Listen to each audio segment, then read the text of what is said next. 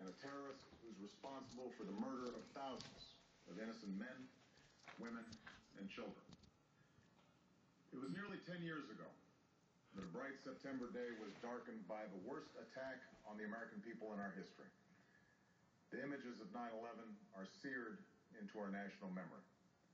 Hijacked planes cutting through a cloudless September sky, the Twin Towers collapsing to the ground, black smoke billowing up from the Pentagon, the wreckage of Flight 93 in Shanksville, Pennsylvania, where the actions of heroic citizens saved even more heartbreak and destruction.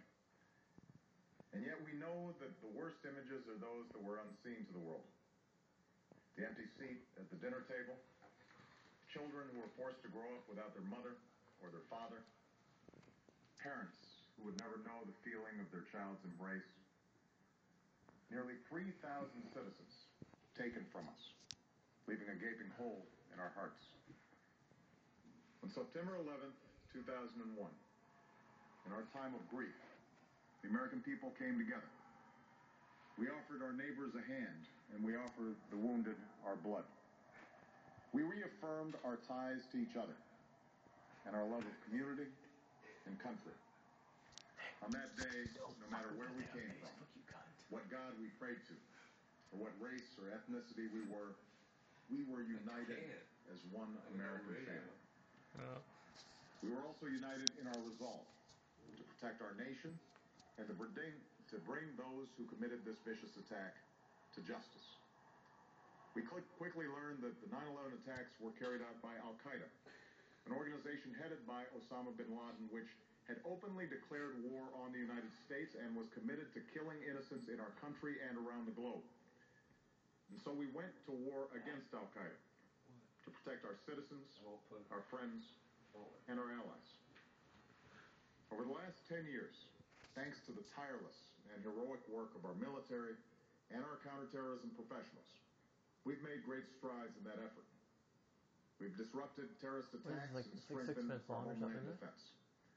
In Afghanistan, we removed the Taliban government, which had given bin Laden and Al-Qaeda safe haven and support. And around the globe, we've worked with our friends and allies to capture or kill scores of Al-Qaeda terrorists, including several who were a part of the 9/11 plot. Yet, Osama bin Laden avoided capture and escaped across the Afghan border into Pakistan. Meanwhile, Al-Qaeda continued to operate from along that border and operate through its affiliates across the world.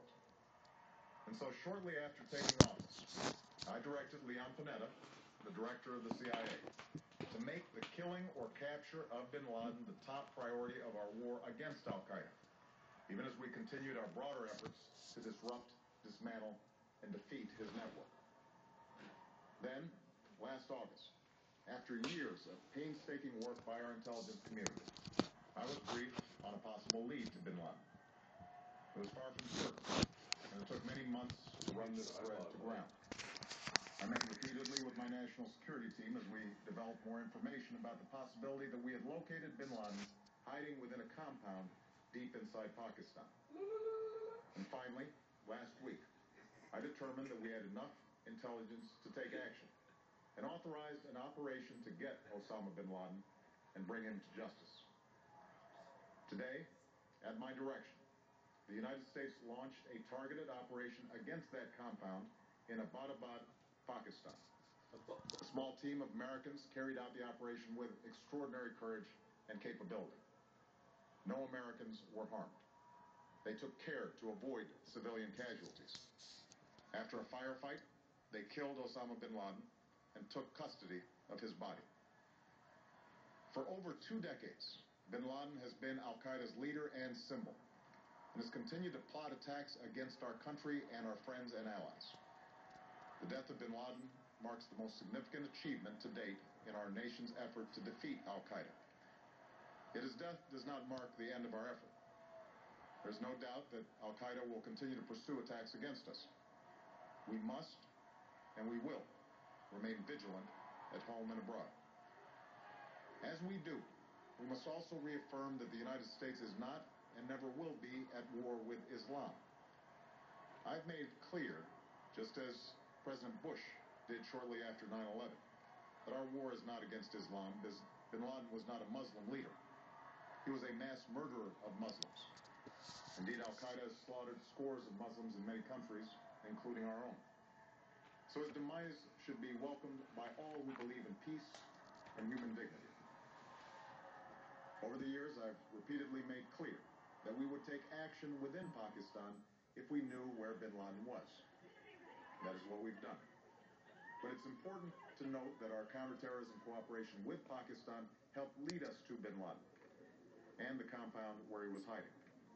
Indeed, Bin Laden had declared war against Pakistan as well and ordered attacks against the Pakistani people. Tonight, I called President Zardari, and my team has also spoken with their Pakistani counterparts. They agree that this is a good and historic day for both of our nations. And going forward, it is essential that Pakistan continue to join us in the fight against Al-Qaeda and its affiliates. The American people did not choose this fight. It came to our shores and started with the senseless slaughter of our citizens. After nearly 10 years of service, struggle, and sacrifice, we know well the costs of war. These efforts weigh on me every time I, as Commander-in-Chief, have to sign a letter to a family that has lost a loved one, or look into the eyes of a service member who's been gravely wounded. So Americans understand the costs of war. Yet, as a country, we will never tolerate our security being threatened, nor stand idly by when our people have been killed. We will be relentless in defense of our citizens and our friends and allies. We will be true to the values that make us who we are. And on nights like this one, we can say to those families who have lost loved ones to Al-Qaeda's terror, justice has been done. Tonight, we give thanks to the countless intelligence and counterterrorism professionals who've worked tirelessly to achieve this outcome. The American people do not see their work, nor know their names. But tonight, they feel the satisfaction of their work and the result of their pursuit of justice. We give thanks for the men who carried out this operation, for they exemplify the professionalism, patriotism, and unparalleled courage of those who serve our country. And they are part of a generation that has borne the heaviest share of the burden since that September day. Finally, let me say to the families who lost loved ones on 9/11 that we have never forgotten your loss, nor wavered in our commitment to see that we do whatever it takes to prevent another attack on our shores. And tonight, let us think back to the sense of unity that prevailed on 9/11. I know that it has at times frayed. Yet today's achievement is a testament to the greatness of our country and the determination of the American people. The cause of securing our country is not complete, but tonight we are once again reminded that America can do whatever we set our mind to. That is the story of our history. Whether it's the pursuit of prosperity for our people or the struggle for equality for all our citizens, our commitment to stand up for our values abroad, and our sacrifices to make the world a safer place.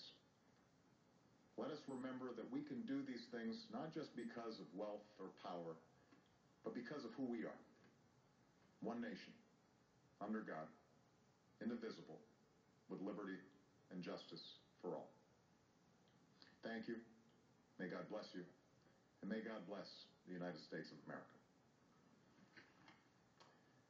The President of the United States, that was a little bit more than an hour ago. He addressed the nation and the world and confirming what we had learned only moments earlier, that the U.S., in an operation with the support of the government of Pakistan, had found Osama Bin Laden at a mansion not far away, about 60 miles, 100 kilometers or so outside of Islamabad, went in there with a special operations force after a firefight, killed Bin Laden. Now they're celebrating outside of the White House. I want to show you some live pictures right now on Pennsylvania Avenue outside the North